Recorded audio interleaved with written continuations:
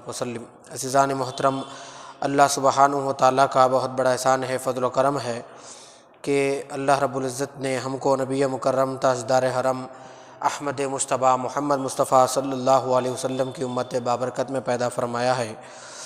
گزشتہ جمعہ آپ حضرات کے سامنے پیارے محبوب علیہ الصلاۃ والسلام نے یہودیوں سے خطاب کرتے ہوئے کہا کہ اگر تم دین اسلام کو قبول کر لو تو تمہارے لیے یہ بہتر ہے، اگر تم نے اس سے روگردانی کی تو پھر اللہ تبارک و تعالیٰ اپنے بندوں کو خوب جانتا ہے، دیکھنے والا ہے اور اس کا جلد حساب لینے والا ہے۔ اس کے آگے آیت نمبر 21 میں اللہ سبحانہ و تعالیٰ سورہ آل عمران کی ارشاد فرماتا ہے کہ ان الذین یکفرون بآیات اللہ، وہ لوگ جو اللہ کی آیتوں کا انکار کرتے ہیں۔ یہود اور عیسائی یہ دونوں نے اپنے آپ کا ایک طریقہ بنا لیا تھا کہ یہ خاص طور پہ اپنی مفاد کی بات کرتے تھے جو ان کو فائدہ پہنچاتا، اور جس میں ان کا نقصان ہوتا وہ اس سے خاموش ہو جاتے تھے۔ اور جن آیتوں میں اللہ سبحانہ و تعالیٰ کے پیارے محبوب کی جو آمد کا تذکرہ تھا، ان آیتوں سے سراسر انکار کرتے تھے، کہتے تھے کہ ہم مانتے ہی نہیں ہیں۔ تو جو کوئی بھی ہو، چاہے وہ کافر ہو، یہودی ہو اور عیسائی ہو، جو اللہ کی آیتوں کا انکار کرے گا اس کے لیے بڑا دردناک عذاب ہے، کیونکہ انکار کی کوئی وجہ نہیں ہونا چاہیے، اس لیے کہ اس کے اندر حق ہے۔ اور آیتوں کا انکار کرنا اگرچہ کہ پوری قرآن میں سے کسی ایک آیت کا کوئی بندہ انکار کرا، گویا کہ اس نے پوری قرآن کا انکار کرا۔ اب ظاہر سی بات ہے، قرآن کا منکر ہونا اللہ کا منکر ہونا ہے، پھر رسول اللہ کا بھی منکر ہونا ہے۔ بات دراصل یہ ہے کہ اللہ کے پیارے محبوب علیہ الصلاۃ والسلام دین حق لے کر دنیا میں تشریف لائے، تو آپ کی تعلیمات میں سے کسی ایک تعلیم کا بھی انکار کرنا، وہ چونکہ ساری تعلیمات کے انکار کرنے کا برابر ہو جاتا ہے، کیونکہ انکار کی کوئی وجہ ہوتی ہی نہیں ہے، کیونکہ حق کا انکار نہیں کیا جا سکتا، باطل کا انکار کیا جا سکتا ہے۔ ناجائز چیزوں کے اوپر معترض ہو سکتے ہیں، جائز چیزوں پہ کیسے اعتراض ہوگا؟ تو جائز چیزوں پہ اعتراض کرنے والے، حلال چیزوں پہ اعتراض کرنے والے، آیات بینات پہ اعتراض کرنے والے، یہ انصاف پسند مزاج لوگ نہیں ہوتے، ان کے اندر ہی جو ہے نا حسد ہوتا ہے، کینہ ہوتا ہے، کبر ہوتا ہے، تکبر ہوتا ہے، جس کی وجہ سے یہ ہر چیز کا انکار کرتے ہیں۔ تو یقیناً وہ لوگ جو اللہ کی آیتوں کا انکار کرتے ہیں، اب میں نے آپ کو جیسے بتایا تھا کہ اللہ کی آیتوں کا انکار کرنا اللہ کے نبیوں کا بھی انکار کرنا ہے، تو یہودی کیا کرتے تھے؟ آیتوں کا بھی انکار کرتے تھے۔ پھر کیا کہتے دیکھیے، وَيَقْتُلُونَ النَّبِيِّينَ بِغَيْرِ حَقٍّ، انبیاء کرام کو بغیر کسی وجہ کے قتل کر دیتے تھے۔ اتنے انبیاء کرام کو بنی اسرائیل والوں نے قتل کیا ہے صرف اس لیے کہ وہ خدا کی بات کرتے تھے۔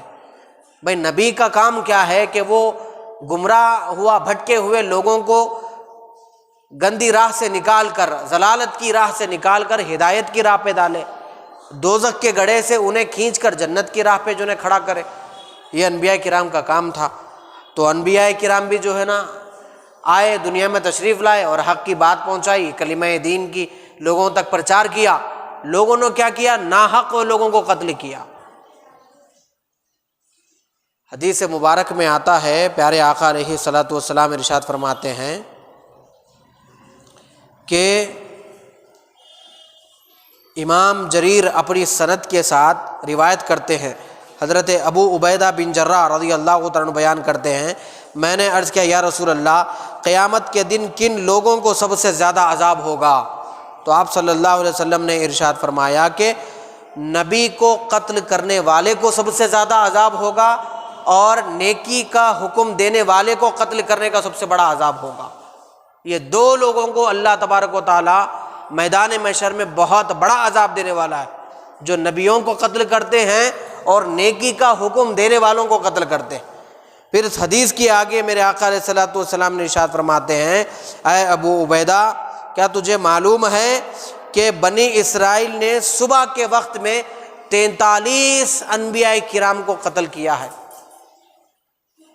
ایک ہی دن میں صبح کے وقت میں 43 انبیاء کرام کو بنی اسرائیل والوں نے قتل کیا،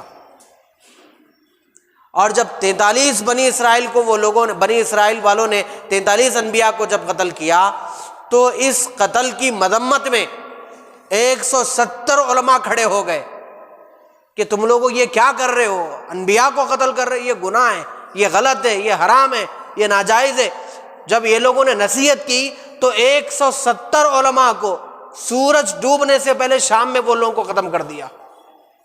صبح میں انبیاء کا قتل کرے سورج طلوع ہونے کے بعد، شام میں سورج غروب ہونے سے پہلے 170 علماء کو قتل کر دیے۔ کن لوگوں نے کیا ہے؟ یہودیوں نے کیا ہے، بنی اسرائیل والوں نے کیا ہے، محض اس لیے کیونکہ یہ لوگ اللہ کے دین کی تعلیم دیتے تھے، اور جو لوگ اللہ کے دین کی تعلیم دیتے ان کے ساتھ یہ سلوک کرتے ہیں۔ تو پیارے محبوب کیا ارشاد فرما رہے کہ میدان محشر میں قیامت کے دن سب سے زیادہ عذاب اس کو ہوگا جو نیکی کا حکم دینے والے کو قتل کرے گا۔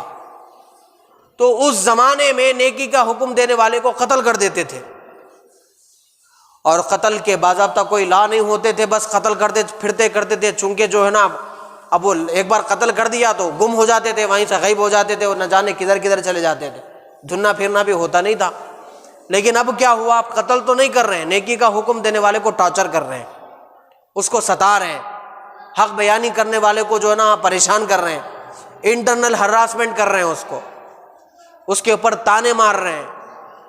اگر کوئی حق بات فیس بک پہ اگر کہہ دے، کوئی حق بات اگر یوٹیوب پہ کہہ دے، کوئی حق بات اپنی بیان کے ذریعے کہہ دے، خاندان میں کوئی میٹنگ چل رہی ہے اس میں کہے، یا کوئی اور میٹنگ باہر محلے والوں کی میٹنگ چل رہی ہے اس میں کہے، یا کہیں بھی کہے، تو لوگ اس پہ برس پڑتے ہیں، بھائی چپ کرو، تم کیا بول رہے ہو، یہ تمہارا بولنا درست نہیں ہے، یہ اچھا نہیں ہے۔ اب اگر وہاں چپ کر بیٹھ بھی گئے، باہر نکلنے کے بعد اس کو ٹارچر کرتے ہیں، بھائی میٹنگ میں بڑا اچھل رہا تھا، یہ بڑا بھاشن دے رہا تھا، بڑی اچھائیوں کی تعلیم دے رہا تھا، بڑا ایسا، اس کو پریشان کرو۔ اب اس کے گاڑی کا پیٹرول بھی نکالا جاتا ہے، اس کے ٹائر بھی پنچر کیے جاتے ہیں، اس کو نوکری سے بے دخل کیا جاتا ہے، اس کو گلی میں جب وہ آتا جاتا ہے تو اس کو ہراسمنٹ کیا جاتا ہے، اس کو پریشان کیا جاتا ہے، طرح طرح سے اس کو گالیاں بکنے لگتے ہیں۔ تو تاجدار کائنات صلی اللہ علیہ وسلم ارشاد فرما رہے ہیں کہ جو نیکی کے حکم دینے والے کو قتل کرے گا، اب قتل کرنے سے پہلے جو نا اس کو ہراسمنٹ کرے گا، تکلیف دے گا، میدان محشر میں اللہ سبحانہ و تعالیٰ اسے سب سے بڑا دردناک عذاب دے گا۔ تو ایک بات میری یاد رکھیے میرے بھائیو آپ لوگ، کہ کوئی بھی نیکی کا حکم آپ کو دے رہا ہے، اور حق بات کرنے والا، حق بات ہمیشہ کڑوی ہوتی ہے۔ اگر کوئی جملہ بولوں آپ کو، یہ ایسی چیز ہے، اگر کوئی غلطی کر رہے ہیں، کوئی بچے اچھے غلطی کر رہے ہیں، میں بولا بھائی یہ میاں غلط ہے، 4 لوگ کھڑے ہوئے، چپ جاتی بات، کڑوی لگتی بات، آپ کو کڑوی لگ رہی ہے، تکلیف ہو رہی ہے، کڑوی لگ رہی ہے بات، تو آپ کا کام یہ ہے کہ اس کی اصلاح کریں۔ آپ اگر میں بھی دیکھیے، میں پڑھا لکھا ہوں، عالم ہوں، عالم کورس وغیرہ کرا ہوا ہوں، ہو سکتا ہے مجھ سے کچھ غلطی ہو، لیکن وہ واقعی میں غلطی ہو۔ اگر آپ نے مجھے کہیں رکا کے بولا کہ مولانا آپ نے غلطی کی ہے، اگر واقعی میں نے انہیں غلطی کی ہے تو پھر وہ سچ ہے، وہ کڑوا لگتا ہے، میرا کام یہ ہے کہ میں اس پہ چپ ہو جاؤں، خاموش ہو جاؤں، الٹا میں یہ نہ سمجھوں کہ بھائی عالم میں ہوں، آپ مجھے بول رہے، پھر میں برسنا شروع ہو گیا، تو یہ غلط ٹھہرا، یہ مناسب نہیں ٹھہرا، یہ غلط ٹھہرا۔ یہ تو حق بیانی کرنے والوں کے ساتھ ہمیشہ برا سلوک ہوتا۔ اب دیکھیے GHMC کے الیکشن جو ہوئے حیدرآباد میں، الیکشنوں کا پرچار جو ہے نا 1 ہفتہ چلا، اس 1 ہفتے کے اندر نہ جانے کتنے لوگوں نے جھوٹ بکا ہے، کتنے لوگوں نے گالی بکی ہے، کتنے لوگوں نے بیہودہ باتیں کی ہے۔ فیس بک کے کمنٹس اگر پڑھیں، یا پیپر پہ وہاں یا کہیں بھی سوشل میڈیا پہ دیکھیں، عجیب و غریب طریقے سے پتلے بنا رہے ہیں۔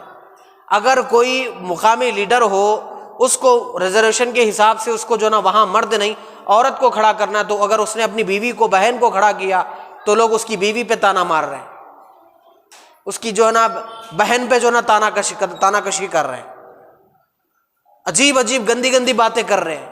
ریزرویشن وہاں نہیں تھا، اس نے اپنی بیوی کو، ماں کو، بہن کو کھڑا کیا سپورٹ کے لیے، تو طرح طرح کی باتیں کر رہے ہیں۔ الیکشن تو ہو گیا نا 1 ہفتے میں، وہ جمعہ سے شروع ہوئی کیمپیننگ، 1 جمعہ میں ختم ہو گئی، رزلٹ بھی آ گیا، سب ختم ہو گیا۔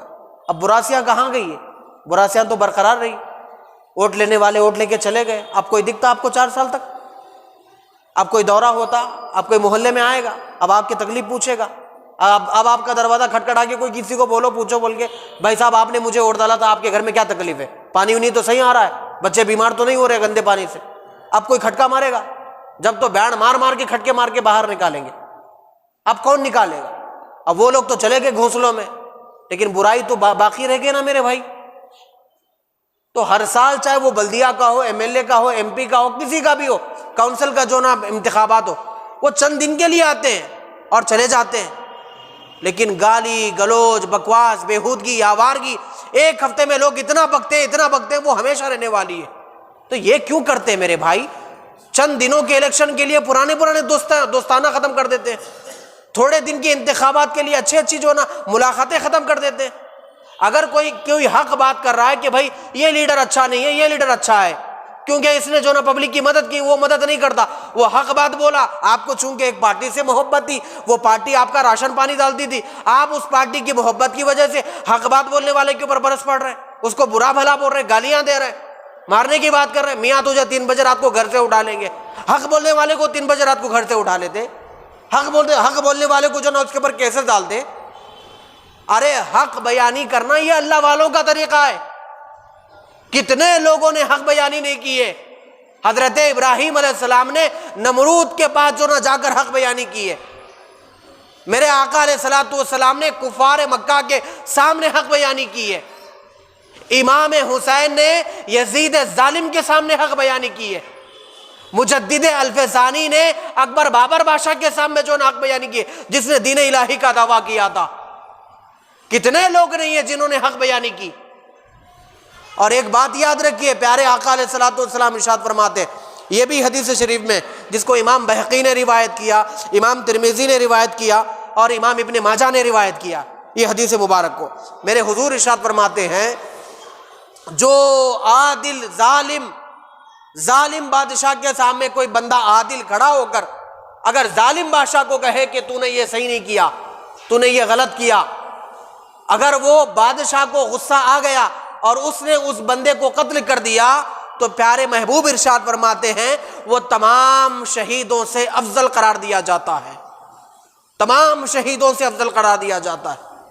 سید الشہداء امیر حمزہ رضی اللہ تعالیٰ کا ذکر کرتے ہوئے میرے آقا نے ارشاد فرمایا، جس طرح سید شہداء امیر حمزہ کا ذکر کیا، آگے ذکر کرتے ارشاد فرمایا کہ جو بندہ حق بیانی سے کام لے گا اور ظالم بادشاہ کے دربار میں ٹھہر کر اس کو للکارے گا، اس کو بتائے گا کہ تو نے غلط کیا ہے، یہ تو نے صحیح کیا ہے، یہ غلط کیا ہے، تو لوگ رعایا کو نقصان پہنچا رہا ہے، تو پبلک کا مال کھا رہا ہے، تو لوگوں کا ناحق قتل کرا رہا ہے، پبلک کے بیچ میں انلیگل ایشوز کو کریٹ کر رہا ہے، اگر کسی نے حق بیانی سے کام لیا، ظاہر سی بات ہے اس کے بعد بادشاہت ہے، تخت و تاج ہے، سونا چاندی ہے، سپاہی ہے، سلطنت ہے، وہ کیا کرے غصے میں آ کر، اور کیا کرے گا؟ دیکھیے جان جاتی ہے صاحب اور کچھ نہیں جائے گی آپ کی۔ ایک بات میری یاد رکھیے، حق بیانی بولنے سے صرف جان جا سکتی ہے، آخری کام سامنے والا اتنا ہی کر سکتا ہے، اس کے آگے اور کیا کرے گا؟ جان دی اسی کی دی ہوئی تھی نا بھائی، حق یہ ہے کہ حق ادا نہ ہوا، ارے مرنا تو ایک دن کیسے بھی ہے، تو مرنے سے پہلے حق بول کے مر لو نا میرے بھائی۔ ہاں شریعت نے ایک حد تک یہ چھوٹ دی ہے، جہاں تمہاری بات کی قدر نہ ہو وہاں بولنے سے پرہیز کرو، جہاں تمہاری ذات کی قدر نہ ہو وہاں جانے سے پرہیز کرو۔ آپ کو معلوم ہے آپ کی بات کی ویلیو نہیں رکھنے والی، تو آپ جاتے کیوں وہاں، بولتے کیوں وہاں پر؟ خاموش ہو جاؤ، یہ چھوٹ ہے شریعت میں۔ لیکن افضلیت یہ ہے کہ غلط اگر ہو رہا جا کے اس کو بتانا کہ یہ غلط ہے، یہ افضلیت ہے۔ اور چھوٹ شریعت میں یہ ہے کہ اگر آپ کے اندر طاقت نہیں ہے جا کے بول سکتے، شریعت کہتی ہے خاموش ہو جاؤ، چپ ہو جاؤ۔ دو بھی چیزیں ہیں، ایک افضلیت ہوتی ہے، ایک رخصت ہوتی ہے، اسے رخصت کہتے ہیں۔ رخصت یہ ہے کہ بھائی میں اس آدمی کو جا کے بولوں گا وہ مجھے مار دے گا، اور میرے اندر طاقت نہیں ہے اس کے اوپر پلٹ کے وال کرنے کی، تو میں خاموش ہو جاؤں، یہ رخصت ہے۔ لیکن افضلیت کیا ہے؟ جانا، ٹھہرنا، بولنا، مارنا ہے تو مار دے، مرنے کے لیے تیار ہوں، اتنا ہی کر سکتا نا بھائی، تو مجھے مار سکتا، مار دے، مجھے زندگی سے کوئی پیار نہیں ہے، جانا تو ایک دن پکا، لیکن جاؤں گا تو حق بول کے جاؤں گا دنیا سے۔ تو بڑے بڑے لوگ دنیا سے گئے، بڑے بڑے حاکموں کو، بادشاہوں کو مار کے گئے، لیکن جاتے جاتے چھرا لے کے نہیں گئے، چھرا چھوڑ کے گئے، تاکہ لوگوں کو معلوم ہو جائے کہ باطل لوگوں کے سامنے، ناحق لوگوں کے سامنے حق والے کھڑے ہوں گے تو یہی چھرے سے کام پورا کر جائیں گے، اسی لیے چھرا چھوڑ کے گئے۔ حق بیانی بہت بڑی بات ہوتی ہے، لوگ ڈرتے ہیں، مال چلے جائیں گا، دولت چلے جائیں گی، پراپرٹی چلے جائیں گے، پولیس کیسز لگ جائیں گے، پریشان ہو جائیں گے، کورٹ کچہری کے چکر کاٹنے لگیں گے۔ لیکن ایک بات یاد رکھیں، حق جان کر بھی حق نہ بولنا یہ گنگا پن ہے، گنگا پن۔ حق سن کر بھی حق کی گواہی نہیں دینا یہ بہرا پن ہے، حق دیکھ کر بھی حق کی گواہی نہیں دینا یہ اندھا پن ہے۔ اندھے بہرے گنگے بن کے جینے سے بہتر ہے مرد قلندر، مرد مجاہد بن کے جیے، یہ ہمارے لیے فائدہ ہوگا۔ کتنے لوگ نہیں مرے ہمارے سامنے، ہر کسی کو تو مرنا ہی ہے نا جی، کون جیے گا بتائیے مجھے آپ۔ تو عام آدمی میں کیا ہو گیا، ان کا انتقال ہو گیا۔ ارے کسی نے حق بیانی کی وجہ سے کوئی مار دیا، انتقال نہیں ہوا جی، وہ شہید ہوئے ہیں، کم سے کم یہ ٹائٹل تو لگ جائے گا شہید ہو گیا بندہ۔ بولے کس لیے شہید کیے گئے؟ بولے حق بات بولا تھا، ظالم کے سامنے کھڑے ہو کر لگا دیا۔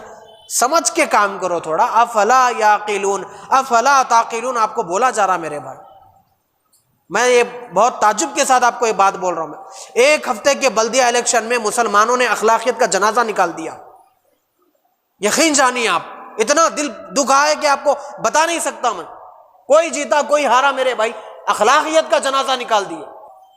جو لوگ ایسا کرتے ہیں ان کی سزا کیا ہے؟ اللہ ارشاد فرماتا آیت نمبر 22 میں، اولئک الذین حبطت اعمالہم، جو حق بات کرنے والوں کو قتل کرتے ہیں ان کے اعمال غارت ہو جائیں گے، تباہ ہو جائیں گے، برباد ہو جائیں گے، کوئی عمل ان کا کام نہیں آئے گا۔ فی الدنیا والآخرہ، نہ یہاں کام آئے گا نہ وہاں کام آئے گا۔ حق بیانی کرنے والوں کا جو تم نے گلا دبوچ دیا نا، تو تم نے جتنی نیکیاں کی ہے، اچھائیاں کی ہے، اچھے کام جنہیں سنہری حروفوں سے لکھا جا سکتا تھا، سونے چاندی کے پانیوں سے لکھا جا سکتا تھا، لیکن تم نے حق بیانی کرنے والوں کو قتل کر کے، ہراسمنٹ کر کے، ٹارچر کر کے جو گناہ تم نے مول لیا ہے نا، اس کی وجہ سے سارے جو نا نیکیاں ختم ہو جائے گی۔ وما لہم من ناصرین، کوئی تمہارا مددگار نہیں ہوگا۔ اس کے آگے دیکھیے اللہ تعالیٰ کیا ارشاد فرماتا ہے، الم تر الی الذین اوتوا نصیبا من الکتاب یدعون الی کتاب اللہ، کیا آپ نے ایسے لوگوں کو نہیں دیکھا جنہیں کتاب کا حصہ دیا گیا؟ یہ آیت مبارکہ کے پیچھے جو ہے نا علماء نے ایک شان نزول لکھا ہے۔ شان نزول یہ ہے کہ حضور اکرم صلی اللہ علیہ وسلم یہودیوں کے مدرسے میں گئے، ان کا بھی باضابطہ مدرسہ ہوتا تھا، اس مدرسے میں گئے۔ مدرسے میں جانے کے بعد کہا کہ جو ہے نا کوئی ایک مسئلہ ہوا تھا، مسئلے کے جو ہے نا پیچھے آپ نے جو ہے نا بات کی حضور اکرم، تو انہوں نے دین کی دعوت دی حضور اکرم صلی اللہ علیہ وسلم نے۔ سارے یہودیوں نے کہا اے محمد آپ کس دین کی بات کر رہے ہیں؟ بولے میں دین ابراہیم کی بات کر رہا ہوں۔ تو ہم بھی تو دین ابراہیم ہے، ابراہیم بھی یہودی تھے، اس طرح یہ لوگ کہنے لگے۔ بولے ایسی بات نہیں ہے، ابراہیم نے اس اسلام کو قبول کیا تھا جو اسلام آج تک چل رہا ہے۔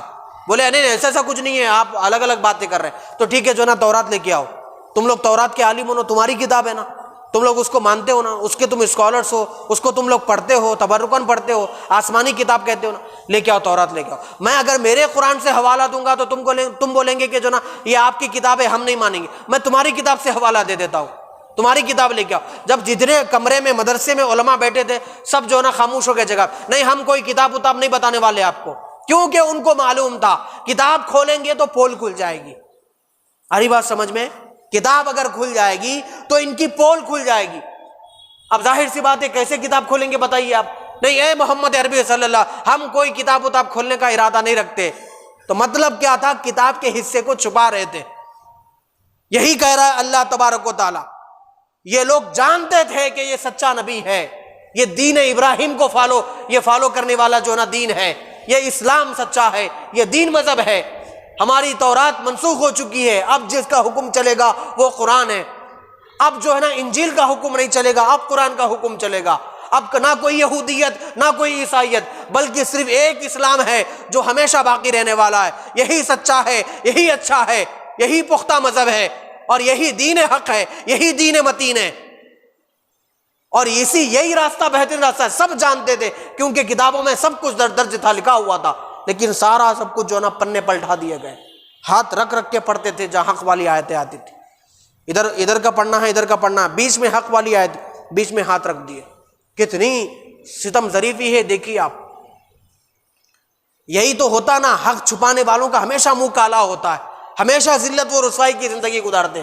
اور آج بھی کئی ایسے لوگ ہیں حق چھپاتے ہیں, لوگوں کی باتیں جب لوگوں کے سامنے بیان کرتے. کتنے لوگ ایسے نہیں, یہ بتائیے سوشل میڈیا کے اندر, عام جنرل مارکیٹ میں, اگر میں آپ کسی ایک بندے سے محبت کرتے ہیں, کسی سے نفرت کرتے ہیں, نفرت کرنے والے کے سامنے محبت کرنے والوں کے جو نا دل میں اگر خلیج پیدا کرنا, کیا وہ آپ کے بارے میں ایسا ایسا بول رہا تھا, جبکہ بات کا ایک سیاق و سباق ہوتا ہے. ایک بات کا شروعات ہوتا ہے, پھر بیچ کا ہوتا ہے, اینڈنگ ہوتا ہے. آپ نے اینڈنگ کو ختم کر دیا, شروعات کو ختم کر, بیچ کا ٹکڑا لے آ کے کاٹ کے بتا دیا کہ انہوں آپ کے بارے میں ایسے بول رہے تھے. جذبات میں آ کے فیصلے نہیں ہوتے میرے بھائی, سوچ سمجھ کے فیصلے کرنا چاہیے. چنگاری لگانے والے ایسے ہی لگاتے ہیں, بیچ کا جملہ لا کے پیش کرتے ہیں. بھائی شوہر صبح سے تھک تھک کے گھر آیا تھا, اس کو والدہ جو ہے نا بیوی کے بارے میں بول رہے, تیری بیوی ایسا ایسا بول دی. پہلے کیا ہوئی تھی بات, بعد میں کیا ہوئی تھی بات. اچھا کبھی کبھی جملہ ایک ایسا ہوتا ہے, وہ بولنے میں جو نا نارمل جملہ ہوتا ہے, لیکن اس کا جو انداز ہوتا ہے بولنے کا, پہلے والا الگ ہوتا ہے, بعد میں والا الگ ہوتا ہے. اب دیکھیے ادھر آؤ میاں بولنے میں کیسا دکھا, ادھر آؤ میاں یہ کیسا ہو گیا, ادھر آؤ میاں بھی وہی چھے, ادھر آؤ میاں میں بھی وہی چھے, لفظ وہی ہے, جملے وہی ہے, لیکن میرا انداز چینج ہے. پہلے والا جو انداز تھا وہ نارمل انداز تھا, سیکنڈ والا جو انداز تھا وہ غصے والا انداز تھا. تو بہو نے ساس کو جو جواب دیا, جب کا انداز کون سا تھا اور سیاق و سباق کیا تھا, پہلے والی بیچ میں والی بات کیا تھی, آخری والی آیت بات کیا تھی, وہ بات پوری کٹ کرتے ہیں فتنہ فساد کرنے والے. بیچ والی کا میاں بیوی میں ایشو ہو جاتا ہے. اچھا بیوی کیا کرتی ہے ساس کے تعلق سے, آپ کے والدہ نے اس طرح کہا تھا, بھائی پہلے کیا کہا, بیچ میں کیا, آخر بات ہوئی کیا آخر, وہ سنتے پوچھے آپ میری بیوی کو ایسا کیسا بول دی ہے. ماں کو جھڑک دیتے ہیں, ماں کی ادھوری باتیں سن کر بیوی کو جھڑک دے, دونوں کی ادھوری باتیں سن کے چھوٹے بھائی کو جھڑکتے ہیں, اس کی ادھوری بات سن کے بڑے بھائی کو جھڑکتے ہیں. پرانے دوست کو چھوڑ کر نئے نئے دوست سے جب من جاتے ہیں, نئے دوستوں کی بات جو پرانے دوستوں کو جھڑکتے ہیں. ایسا نہیں میرے بھائی, عقل دیا ہے اللہ تبارک و تعالیٰ نے. میں کیا کہتا ہوں, میری ہمیشہ سے تقریروں میں ایک بات ہوتی ہے, ہر جگہ عقل کا استعمال ہوتا ہے. لوگوں نے مذہب اسلام کو, دین کو اتنا غریب بنا دیا, اس کے بارے میں کوئی جو ہے نا سوچنے کرنے کی ضرورت نہیں ہے. جو منہ کو آیا دھڑ بول کے بول دو, جو فیصلہ ہوگا وہ ہوگا. ایسا نہیں ہے, زبان کو تولا جائے گا, انسان کو پرکھا جاتا ہے زبان کی بنیاد پر. یہ وہ ایک ایسی ہے, کسی عاشق عارف نے جو نا اپنی کتاب میں لکھا, میاں صبح جب ہوتی ہے نا, سورج جیسے طلوع ہوتا ہے, آنکھ, پیٹھ, سر, ہاتھ, پیر, ناک, یہ ساری باڈی کے جتنی چیزیں ہوتی ہیں نا, زبان سے ریکویسٹ کرتی ہے, ایسے ہاتھ جوڑ کے ریکویسٹ کرتی ہے. تیرا جاتا کچھ بھی نہیں, تو باہر آتی بولتی اندر چلے جاتی, جاتا ہمارا, مارا ہمارے کو پڑتے. پھانسی یہاں لگتی نا جی, گلے کو لگتی نا, زبان کو تو نہیں لٹکاتے پھانسی جی, ہاتھاں پیرا یہاں بنتے, پیچھے کر کے بنتے, پیروں کو مارتے, مارنے والے کا. ارے بھائی ذرا دیکھ سمجھ کے نکل, باہر نکلے تو دیکھ سمجھ کے بول. آ رہی باہر آ رہی, بول رہی, جو منہ کا بول رہی, اندر چلے جا رہی, اندر جا کے چھپ کے بیٹھ جا رہی. یہی سب کچھ ہے, اس کو ہی جو نہ تولا جانے والا. لِيَحْكُمَ بَيْنَهُمْ ثُمَّ يَتَوَلَّى فَرِيقٌ مِّنْهُمْ وَهُمْ مُعْرِضُونَ. ان کے درمیان تنازعات کا فیصلہ کر دے تو پھر ان میں سے ایک طبقہ منہ پھیر لیتا اور وہ روح گردانی کرنے والے. اب جب کتاب منگا ہے حضور اکرم کو, کتاب لانے سے جو نہ انکار کر دیے, تو کیا مطلب تھا, روح گردانی کر رہے, حق کو معلوم رکھ کے بھی حق کو چھپا رہے. تو ایسے لوگوں کا کیا ہونے والا ہے, اللہ تبارک و تعالیٰ حساب کرنے والا. پھر آیت نمبر 24 میں اللہ کیا ارشاد فرماتے, دیکھ, ذَلِكَ بِأَنَّهُمْ قَالُوا لَن تَمَسَّنَا النَّارُ. سب کر رہے, گناہ کر رہے, بےہودگی کر رہے, آوارگی کر رہے, حق کو چھپا رہے, دین کو چھپا رہے, سب کر رہے. پھر کیا بول رہے معلوم ہے, دیکھیے آپ ان لوگوں کا ستم ظریفی دیکھیے, یہ سب غرور حسد کی وجہ سے. پھر کیا کر رہے ہیں, جس دن اللہ تعالیٰ جنت کو پیدا کرا, اسی دن جنت کو بولا اللہ تعالیٰ, اسی دن جس دن پیدا کرا, میں اس بندے پر تجھ کو حرام کرتا ہوں جس کے اندر رائی کے دانے کے برابر بھی تکبر ہو. غرور رائی کے دانے کے برابر بھی ہو. جس دن کو جنت پیدا کر اللہ تعالیٰ, اسی دن جنت کو مخاطب کرتے ارشاد فرمایا, اس بندے پر تجھ کو حرام کرتا ہوں جس میں رائی کے دانے کے برابر بھی جو ہے نا تکبر ہو, غرور ہو. اور 3-4 الفاظ ایسے ہیں جس کی وجہ سے تکبر آتا ہے. ایک انا, ایک میں ہوں, ایک اندی, ایک میرے پاس ہے, میرے پاس گاڑی ہے, گھوڑا ہے, دولت ہے, تیرے پاس کیا ہے, وہ میرے لیے, یہ میرے لیے, ہاں میں, ہم, میں, ہم. اسی میں تکبر پیدا ہوتا ہے. تکبر کو جنم پروان کیسا چڑھتا, جیسا کھانا پینا کھاتے ہیں جو جسم باڈی مضبوط ہوتی ہے نا, تکبر بھی مضبوط ہوتا ہے. کیسے مضبوط ہوتا ہے, بار بار انا میں کرا، میں گیا، میں آیا، میں چھٹکارا دلایا، میں کیس سے ہٹایا، میں زمین دلایا، میں پراپرٹی دلایا، میں وہ کرا، میں یہ کرا، یہ میں کہتے ہیں نفس موٹا ہو جاتا، غرور اور بڑھتے لگتا، تکبر ہونے لگتا۔ جس کا تکبر بڑھ جاتا نا میرے بھائی، یقین جانے آپ، اس کی زبان اتنی گندی ہو جاتی ہے، اس کا دل اتنا شیطان کا بسیرا بن جاتا، پھر جو چاہے بولتا پھرے، جو چاہے بولتا پھرے۔ یہ غرور تکبر کرنا خاص طور پہ یہودی اور عیسائیوں کی عادت تھی۔ ان کو تو ماننا ہی نہیں تھا تاجدار کائنات صلی اللہ علیہ وسلم کو۔ بھائی آپ کو کیوں مانے، ہم بڑے لوگ ہیں، ہمارے آبا و اجداد میں انبیاء کرام تھے، لہٰذا ہم بڑے لوگ ہیں، آپ کو کیوں مانے۔ یہی تکبر، یہی حسد، یہی غرور کی وجہ سے یہ لوگ آج تک بھی دین اسلام کو ماننے کو تیار نہیں ہیں، اور ان کو معلوم ہے کہ یہ کتنے حق والے لوگ ہیں، سچے لوگ ہیں، اچھے لوگ ہیں۔ اگر آپ پرانے زمانے کی کتابیں اٹھا کے پڑھیں گے، جب جنگ ہوتے تھے، آپ کو معلوم ہے کیا کرتے تھے؟ معلوم ہے مسلمان کو پہچاننے کا طریقہ کیا ہوتا تھا، یا مسلمان کو کسی جال میں ڈالنے کا کیا طریقہ ہوتا تھا؟ اپنے دشمن کو بلاتے، اپنے آدمی کو بلاتے تھے، بلا کے اسے ایسا تیار کرتے، داڑھی اوڑی جو نا بڑی کر اس کو بلا ٹریننگ دیتے تھے۔ بعض دفعہ عیسائی اور یہودی لوگ ٹریننگ دیتے تھے، اس میاں تھوڑی داڑھی بڑی کر لے، انہیں ہے عیسائی مذہب کا یا یہودی مذہب کا، انہیں داڑھی بڑی کر لیتے تھے، ذرا اچھا سرما رما لگا، چہرہ چینج کر، اچھا بل اچھا ایسا کر لیا، ایک دم پورا دیکھنے میں ایسے ہی دکھنا۔ کہیں بھی چرپٹے ورپٹے لگا کے رستے سے جاتے رہا، ان لوگوں کا قبیلہ ہے، وہ لوگوں کا ایریا لگتا، وہاں سے گزر جا خالی۔ یہ لوگ اتنے بھولے ہوتے، مسلمان اتنے اہل درد ہوتے ہیں، درد بھرے لوگ ہوتے، تجھے دیکھیں گے جاتا ہوا پکڑ کے لائیں گے، تیری مرم پٹی کریں گے، مرم ورم لگائیں گے، تیرا علاج کریں گے، تجھے اپنے قبیلے میں جگہ دے دیں گے۔ اب تو ان کے اندر گھل مل چلے آنا، ان کے خیموں میں چلے آنا، گھروں میں، بیڈ روموں میں چلے جانا، ان کے سیکریٹس ہم کو بتاتے رہنا۔ یعنی یہ لوگ دشمنوں کو استعمال بھی کرتے تھے تو یہی سوچ کے استعمال کرتے تھے، مسلمان بے رحم نہیں ہوتا، جلاد نہیں ہوتا، زخمی کیا ہوا انسان ان کے راستے سے گزر بھی جائے گا تو الا کے اس کی مرم پٹی کریں گے۔ اتنا ہمارے تعلق سے ان کے ذہن میں ہوتا تھا، اور اسی کا یہ لوگ ناجائز فائدہ اٹھاتے تھے۔ اتنا جانتے تھے وہ مسلمانوں کو کہ مسلمان درد دل ہوتے ہیں، اہل دل ہوتے ہیں، کسی کو تکلیف نہیں پہنچاتے۔ اتنا سب کچھ معلوم رکھنے کے باوجود بھی غرور تکبر نے ایسا جنم لے لیا ان کے اندر، آج تک بھی اسلام کو ماننے کو تیار نہیں ہے، دین کو قبول کرنے تیار نہیں۔ پھر وہ اسی غرور کی وجہ سے کیا بولے؟ دیکھیے، لن تمسن النار، اے محمد صلی اللہ علیہ وسلم، آپ جو بول رہے ہیں اللہ کی آگ آئے گی ہم کو چھوئے گی، ہم کو نہیں چھو سکتی۔ جو آگ جو چھونے کی، جہنم کی آگ چھونے کی، جلانے کی بات کر رہے ہیں نا آپ، ہم کو نہیں چھوئے گی الا ایاما معدودات۔ اگر آپ بول رہے چھوئے گی تو صرف سم ڈیز، چند دنوں کے لیے، کچھ دنوں کے لیے ایسا آئے گی، چھیے گی۔ ان کا غرور دیکھیے آپ، ان کو معلوم ہے تھوڑی دن کے لیے آگ آئے گی۔ اللہ کا، تم اللہ کا انکار کر رہے، رسول اللہ کا انکار کر رہے، دین کا انکار کر رہے، پھر کیسا بول سکتے ہیں بات کہ آگ آئے گی چھو کے چلے؟ غلط فہمی میں مبتلا ہے۔ آگ ایسی آ کے پکڑے گی، ایک مرتبہ جہنم میں کھینچ کے لے کے جائے گی، پھر وہاں سے ایگزٹ کا کوئی راستہ ہی نہیں ہوگا۔ ایسے دردناک عذاب میں جانے والے، لیکن معتبری کی بات دیکھیے کیسی کر رہے ہیں، الا ایاما معدودات، کچھ دنوں کے لیے ہمارے پاس آگ آئے گی، ہم جو گناہ کرے تھے بشری تقاضوں سے آئے گی، ہمیں ایسا چھو کے چلے جائے گی۔ وغر فی دینہم ما کانوا یفترون، اور اس نے ان کو اپنے دین کے بارے میں فریب میں مبتلا کر دیا ہے۔